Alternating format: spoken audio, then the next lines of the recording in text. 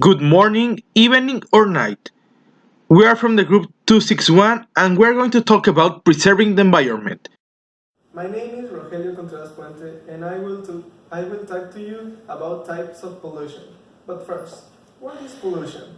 Pollution can be defined like the effect of undesirable change in our environment and can affect plants, animals, and human beings. We can include solid, liquid, and gaseous substance can affect the environment. We have four main types of pollution.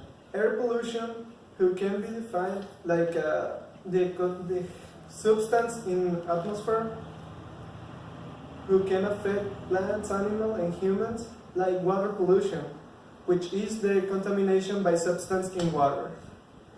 We have noise pollution too, what is any sound caused by human activities, and radiation pollution, who is any form of ionizing and non-ionizing radiation. The cause of air pollution is the industrialization, factory and vehicle emissions, and population.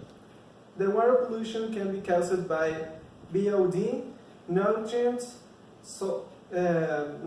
grease, bacteria, and virus, and protozoa. The cause of radiation pollution can be nuclear plants or detonation of any nuclear device. And noise pollution is caused by road traffic, electricity generating sets, etc.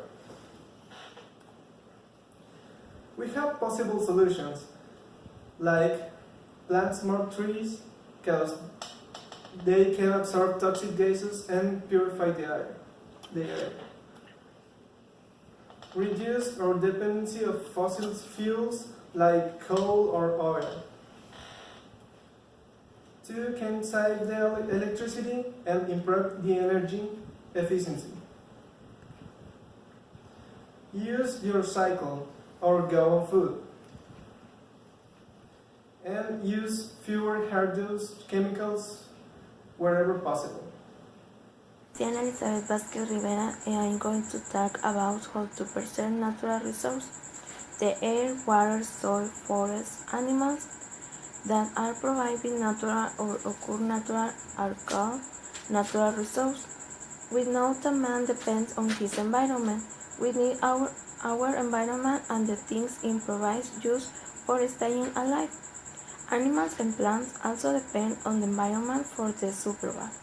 Over a period of time, we have used up a lot of these resources. We need to conserve and preserve these resources or soon they will be exhausted. Preservation of forests and wild animals.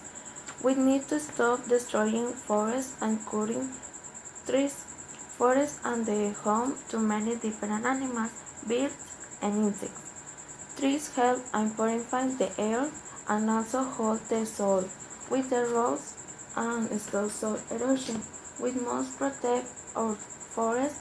This can be done in the following ways.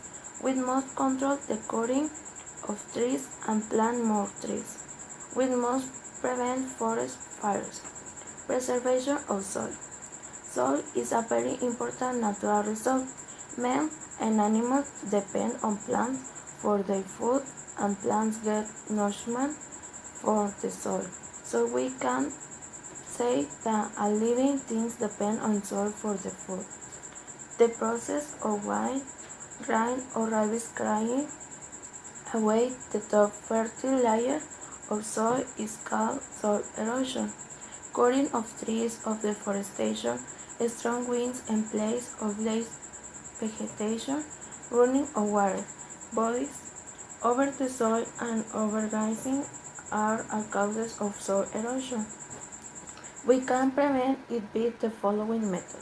Forestation or planting trees are the roots hold the soil together.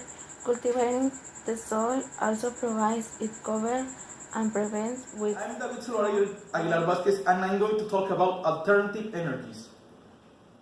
Now, we're going to talk about the current problems of using traditional modes of energy, not the alternative.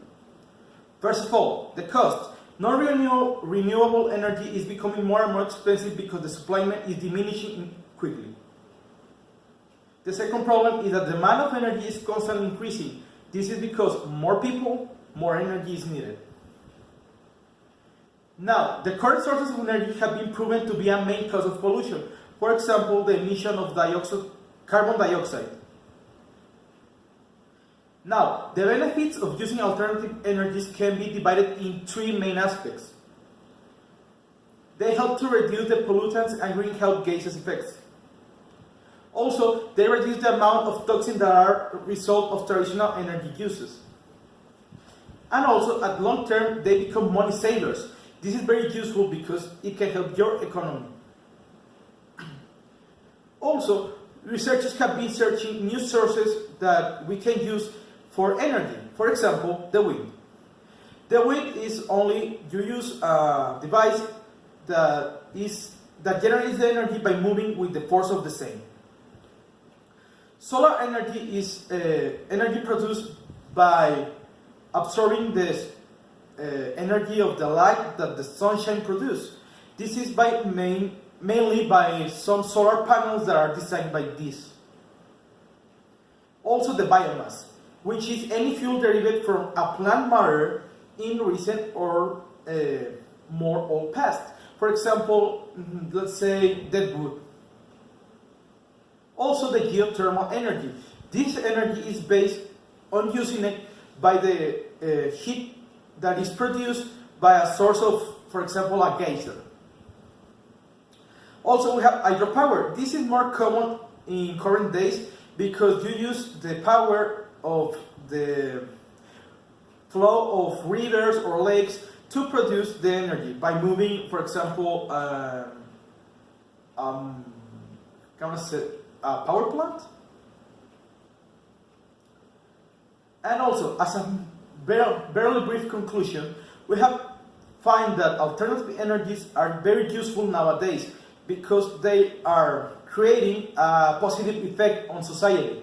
First of all, you can use it to save money, or you can use it to reduce your pollution stain in the world. So we recommend to use this because it's a very good form to save the world. Very cheap and very useful for you. That's all. Thank you. And I'm going to talk about ecological project at the school. What is environmental education? Environmental education is a process which helps to develop the skills and attitudes need to understand the relationship between human beings, their cultures, and the biophysical world. All programs on environmental education will therefore include the acquisition of knowledge and understand and the development of the skills. However, they should also encourage curiosity, foster awareness, and lead to informed consent which will eventually be expressed in terms of positive action. Steps to creating a sustainable school. Number 1. Establish a school green team with students, teachers, and staff. Number 2. Create an action plan that includes educational awareness and involves the whole classroom of a school. Number 3. Consult with other schools, districts, and community organizations for advice and support.